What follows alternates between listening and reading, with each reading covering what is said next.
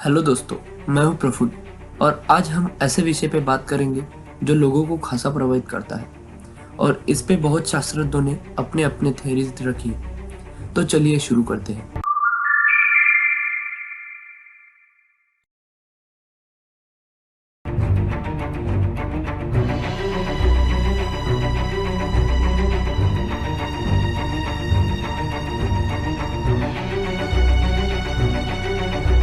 तो सबसे पहले हम जानते हैं कि एग्जैक्टली टाइम ट्रैवल है क्या।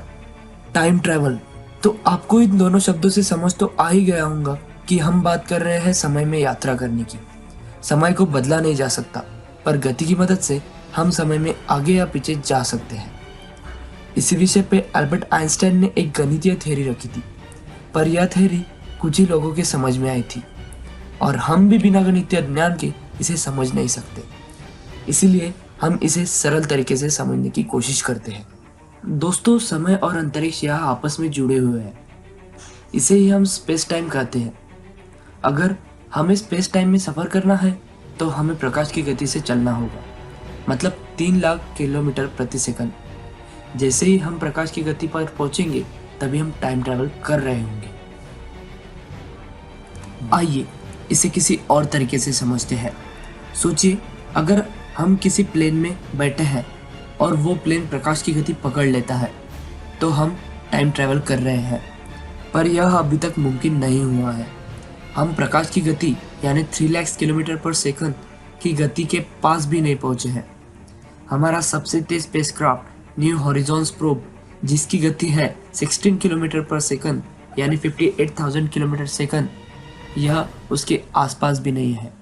लेकिन अगर हम इस प्लेन से प्रकाश की गति पा लेते हैं तो हम टाइम ट्रैवल के बहुत करीब पहुंच सकते हैं। टाइम ट्रैवल प्रकाश की गति पे कैसे काम करेगा, यह हम इसी प्लेन के आधार पर समझते हैं।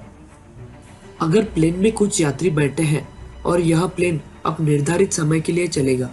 जैसे ही हम प्लेन का सफ़र शुरू करेंगे, धीरे धीरे प्लेन की गति हम प्रकाश की गति तक ले जाएंगे। अब इस समय प्लेन के अंदर के लोग टाइम ट्रैवल कर रहे होंगे। अब अगर यह प्लेन 26 jan 2016 को टेक ऑफ करता है और यात्रियों के समय के हिसाब से 1 हफ्ते बाद रुकता है तो पृथ्वी पे 60 साल हो चुके होंगे, यानी आपसे छोटे भी आपसे बहुत बड़े हो चुके होंगे।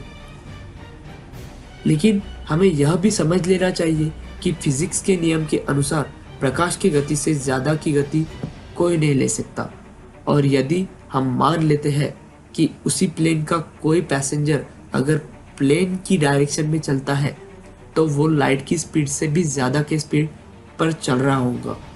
यहाँ पे फिजिक्स का नियम बदल रहा है, पर यहीं पे थ्योरी ऑफ रिलेटिविटी काम करती है।